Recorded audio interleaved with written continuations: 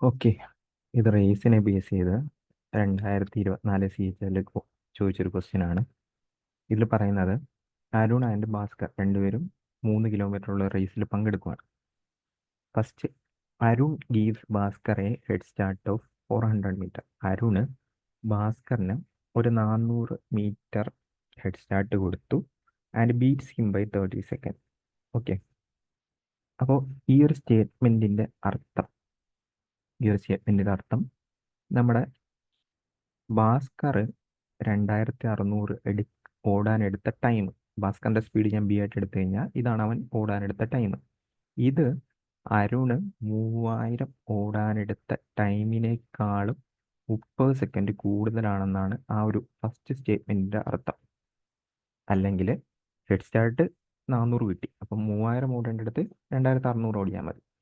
എന്നിട്ടും അവൻ 30 സെക്കൻഡിന് തോറ്റു എന്നാണ് അതിൻ്റെ അർത്ഥം.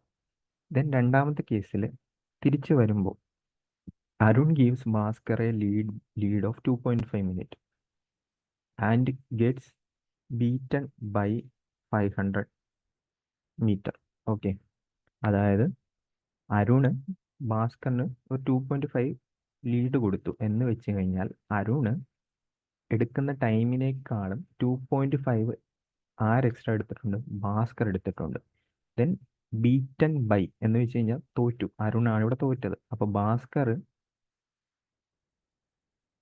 3000 ഓടുമ്പോൾ അരുണ് 2500 ഓടാൻ പറ്റിയിട്ടുള്ളൂ.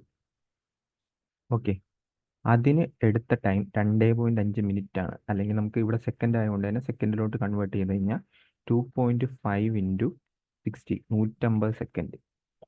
ഓക്കെ, ഇനി നമുക്ക് ഇത് സോൾവ് ചെയ്തിട്ട്, ഈ ഒരു ഇക്വേഷൻ സോൾവ് ചെയ്തിട്ട് ആക്ച്വലി ഏതെങ്കിലും ഒരെണ്ണം എലിമിനേറ്റ് ചെയ്ത് കളയാം. അതിനായിട്ട് എനിക്ക് കമ്പാരിറ്റീവ്ലി എലിമിനേറ്റ് ചെയ്യാൻ എളുപ്പം. ഞാനാണെങ്കിൽ ഈ ഒരു കംപ്ലീറ്റ് ഇക്വേഷനെ 6/5 വെച്ച് മൾട്ടിപ്ലൈ ആണ്. അതെന്തിനാന്ന് വെച്ച് കഴിഞ്ഞാൽ ഇത് 2500 ആണ്, 3000 ആക്കാൻ വേണ്ടിയാണ് ഞാൻ അങ്ങനെ ചെയ്യുന്നത്. അപ്പോൾ നമുക്ക് 3000 ഇൻറ്റു 6/5, 3000 ഇൻറ്റു 6/5 എന്ന് പറയുമ്പോൾ 3600 വരും. ഇവിടെയാണെങ്കിൽ ഇവിടെ ആക്ച്വലി നമ്മൾ 3000 ആക്കാൻ വേണ്ടിയാണ് ചെയ്യുന്നത്, അപ്പോൾ 3000 വരും. ഓക്കെ, ദെൻ 150 ഇൻറ്റു 6/5, 30 ഇൻറ്റു 6, 150 എന്ന് പറഞ്ഞ് വരും. ഇതാണ് പുതിയ ഇക്വേഷൻ.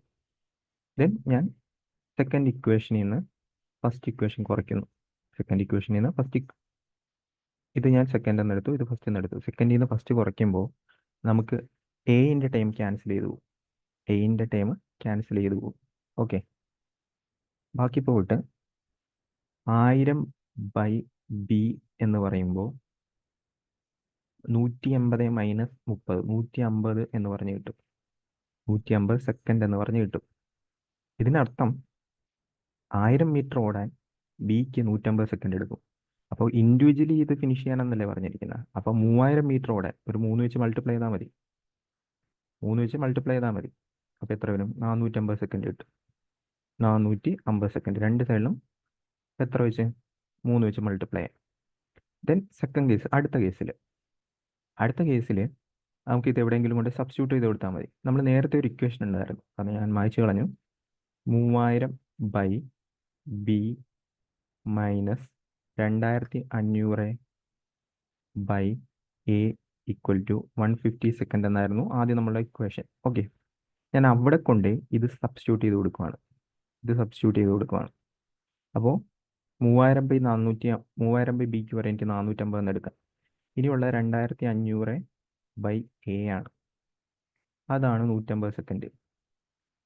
ഓക്കെ, നമുക്ക് അറേഞ്ച് ചെയ്ത് എഴുതുമ്പോൾ 2500 മീറ്റർ ഓടാൻ എക്ക് 300 സെക്കൻഡ്.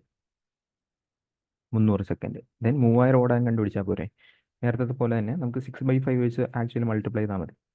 6/5 വെച്ച് മൾട്ടിപ്ലൈ ചെയ്യുമ്പോൾ 3000/a എന്ന് പറയുമ്പോൾ 6/5 വെച്ച് ഞാൻ മൾട്ടിപ്ലൈ ചെയ്യുന്നു. ഓക്കെ, 6/5 രണ്ട് സൈഡിലും. ഓക്കെ, ഇവിടെ ക്യാൻസൽ ചെയ്ത് പോയിട്ട് 360